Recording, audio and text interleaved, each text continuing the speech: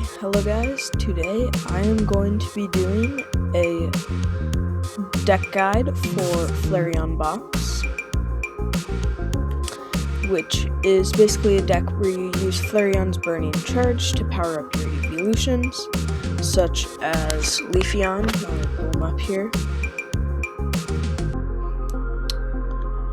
Such as Leafeon, which normally used to knock out your opponent's Charizards and stuff like that. Or Wellspring Mask Ogerpon. Or any of your other evolutions. And then you have all the trainers tied together. But yeah, let's start out with how to play. For setup, most of the time you want to get your Flareons out, with normally a Nest Ball or an Ultra Ball or whatever. Basically, you want to get this Pokemon out. And then you can grab your Eevees and your Hoots and your Noctowls so that you can start setting up. And hopefully next turn you can evolve your Eevee into a Terra Pokemon and then start using your Noctowls. And hopefully start attacking with your Noctowl grabbing Sparkling Crystal. And something else. Prize mapping. Normally you want to go 2-2-2, which is true for most decks, but you can go with your Wellspring. You can go 1-1 in one attack. You can go 1-1, 2-2. Just use your Wellspring early, or you could go 1-2-2-1. And priority, as I said, you want to prioritize your Flareon so that you can start getting set up. You want to prioritize, I think, Eevees over Noctowls. It depends on your situation, though. So if you start with, 2 Eevees in hand, then you probably just want to set up your Noctowls with your Rotom. Trainers, normally you just want to grab, with your Noctowl, Sparkling Crystal, and maybe, a Nest Ball if you need it, or an Area 0 Underdepths, or maybe a Crispin or a Turo, basically whatever you need. Late game, normally you want to grab, an Area 0 Underdepths if you don't already have that out, or you could get, let's see here, you could get Sparkling Crystal, which, in the beginning, because you probably don't have that out yet,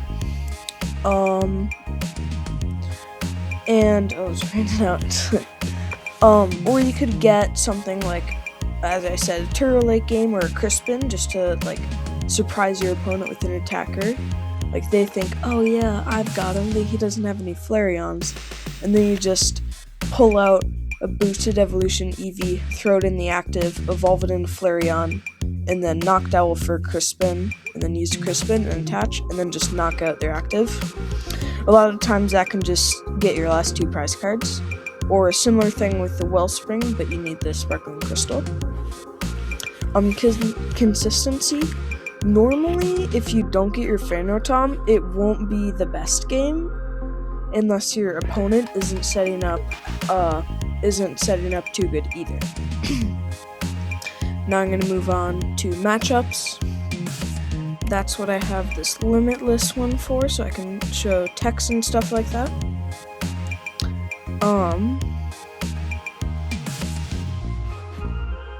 Here we go. That's better without all the ads.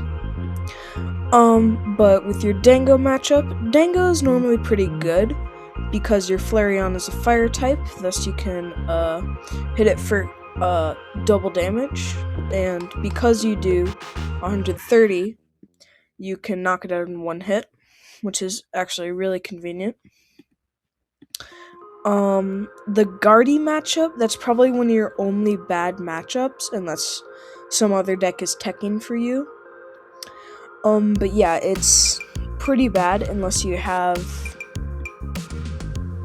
this deck doesn't have it, unless you have the, Umbreon, which, that's pretty much the only tech that you could, there we go, no ads, that you can have that will let you, not even consistently beat Guardy. Dragapult is actually pretty good if you play Gravity Mountain, and then you can use this second attack, I don't know how to pronounce that, to knock out the Pulse, because then they have... Actually, you need the Kieran and the Gravity Mountain, just did the quick math. Or you could have Victini and Gravity Mountain, which lets your Fire Evolutions do 10 more. Because it's Mountain, this guy only has 290 HP, and you're only hitting for 280, so the Victini could get you there, but I wouldn't recommend that, because you kind of want all of your bench spaces, especially if you have one of them taken up by the Flareon. Normally, you'll have, like, 2 bench spaces that are filled up with the Flareon and use Noctowl. The Noctowl can stay there because you can Turo it up, but the Flareon you kind of want to get rid of ASAP. Your Raging Bolt matchup is pretty mid. It's just kind of like you would do exactly what you think you kind of do. Normally you can Wellspring to get rid of some of their Noctowls, or Hoots, or Flareon, or whatever you need to. And, yeah, they normally try a 2-2-2 prize race you, but you can use Wellspring to make sure that they can't get their trainers late game, especially if they're trying to get their Sadas. Charizard, that is what your Leafeon is for. And, I mean, you just kind of, normally you want to get your Flareon into your Leafeon, and then you can use this first attack if they have lots of energy in play, or the second attack. But yeah, and then you can just one-shot their Zards until they can't get their Zards out anymore, or if you obviously win the game.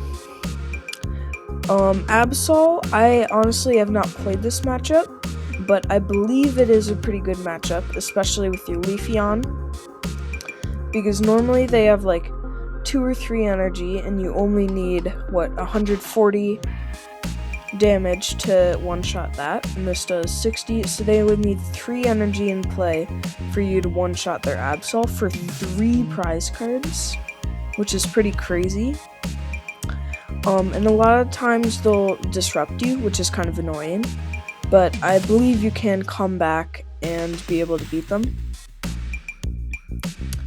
And next I'm just going to talk about some of these trainers. So obviously I talked about your engine right here, which is the Hoot Noctowl Flareon. It's probably one of the strongest engines in the game, because as long as you have a Terra Pokemon, you can just evolve into Noctowl and go grab 2 trainers.